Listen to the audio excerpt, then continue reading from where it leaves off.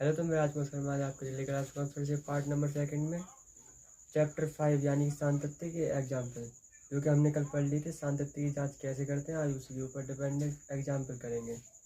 तो जैसे कि यहाँ पे दे रखा है x बराबर 1 पर f(x) बराबर 2x + 3 सांतत्य की जांच कीजिए। किस पे करनी है? x बराबर 1 पर। तो सबसे पहले लिमिट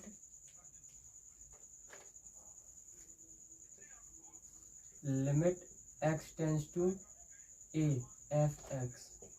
अब जो हमारी लिमिट है वो किस पर जांच करनी है हमें? 1 पे। तो यहाँ पे रखो लिमिट x टेंस टू 1 पर f(x) की हमें जांच करनी है। तो जो x है उसी जगह पे हमें 1 रखना है, किसमें? f(x) में।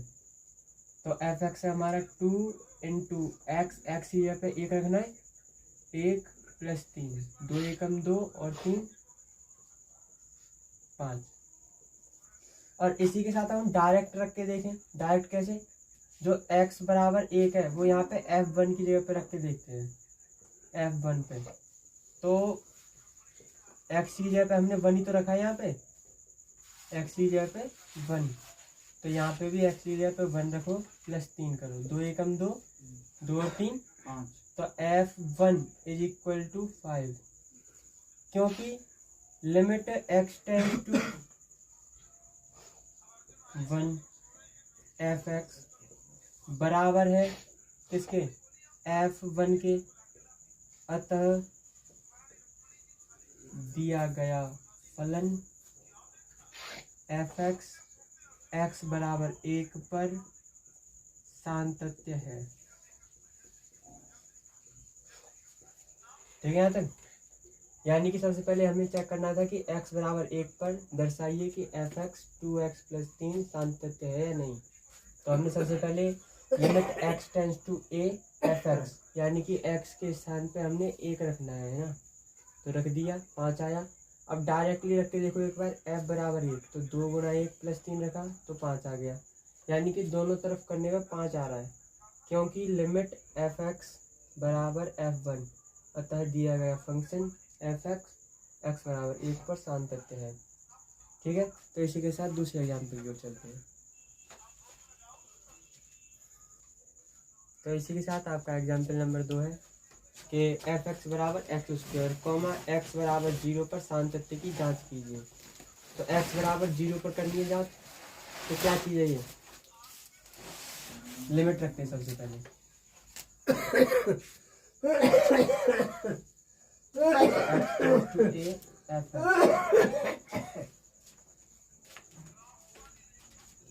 Limit x tends to a f(x). अब क्या करना है हमें? a की जगह पे कौन सा नंबर लेना है? 0। तो x टेंस टू 0 पे f(x), यानी कि f(x) में x की जगह पे क्या रखना है? 0। तो रखना, तो क्या हो जाएगा? f(x) की जगह पे हमें रखना है 0, यानी कि 0 का स्क्वायर। 0 का स्क्वायर कितना हो गया? 0। ये तो हमें limit x tends to a रखने पे यानी कि 0 रख दिया हमने। अब डायरेक्ट रख के चेक करते हैं एक बार, x बराबर 0। तो रखना, 0 का वर्ग होगा डायरेक्ट, 0 का वर्ग क्या होगा? 0, क्योंकि लिमिट x टेंस टू 1 पर f(x) बराबर है किसके? f(0) के। अतः दिया गया फंक्शन f(x) किस पे सांतत्य करनी जांच करनी थी हमें? x बराबर 0 पे सांतत्य है। यहीं पे ही आपका सवाल हो चुका है।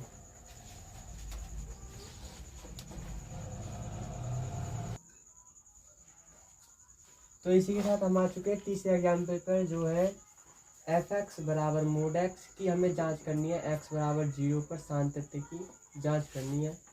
पर जो f(x) है, f(x) वो 2 प्रकार से होगा। अब कैसे होगा?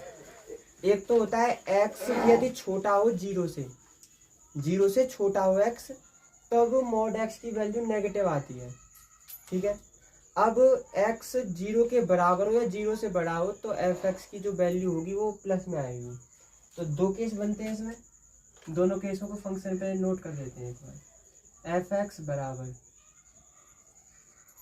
यदि एक्स की वैल्यू 0 से छोटी है, 0 से कैसी है, छोटी, तो जो एक्स का मान है वो माइनस एक्स आएगा। और यदि हमारी एक्स की वैल्यू 0 से बड़ी है या बराबर है तो हमारे, तो जैसे देखो हमने देखा कि यदि x की वैल्यू 0 से छोटी होती है तो x का मान माइनस एक्स आएगा, और यदि हमारी x की वैल्यू 0 से बड़ी होती है, बराबर होती है, तो हमारी x की वैल्यू पॉजिटिव आती है। किस केस में, यदि एफ एक्स बराबर हमारा मोड x हो। क्लियर हो गया यहाँ तक। अब इसके आगे चलते हैं। अब हमें लिमिट लेनी है LHL, लेफ्ट हैंड लिमिट। अब लेफ्ट हैंड लिमिट में x tends to a minus पे एफ एक्स, यानी कि जब हमारी, देखो यहाँ पे लिख सकते हैं हम, limit x tends to 0 minus पे एफ एक्स। 0 माइनस का मतलब यह है कि जो x की वैल्यू हो वो 0 से छोटी हो। 0 से छोटी कहाँ पे है, यही तो यहाँ पे माइनस एक्स, तो यहाँ पे लिख देंगे हम माइनस एक्स। ठीक है यहाँ तक। अब माइनस एक्स तो आ गई इसकी वैल्यू, उसके बाद चेक कर लेते हैं RHL को। Limit x tends to a plus पे एफ एक्स बराबर limit x tends to 0 plus पे, और 0 प्लस पे कौन सी वैल्यू है, x। अब ये बताओ, क्या हमने देखा कि LH पे L पे 0 माइनस लेने पे माइनस का x आ रहा है, और RHL पे 0 प्लस का लेने पे क्या आ रहा है, x आ रहा है। तो क्या ये दोनों एक दूसरे के मान के बराबर है, तो कहेंगे क्योंकि LHL नॉट इक्वल टू है RHL के, अतः दिया गया फंक्शन एफ एक्स एक्स बराबर 0 पर सातत्य नहीं है। ले लो यहाँ तक। सबसे पहले दोबारा से देख लो, एफ एक्स बराबर मोड एक्स दे रखा था यहाँ पे, तो जो एफ एक्स बराबर मोड एक्स है, मोड एक्स के दो केस बनते हैं। यदि हमारा x 0 से छोटा हो तो माइनस एक्स आएगा, और x हमारा 0 से बड़ा हो या बराबर हो तो इसका मान x आता है। तो हमने रखा limit x tends to a minus पे एफ एक्स, यानी कि a माइनस a की जगह पर हमने रख दिया 0।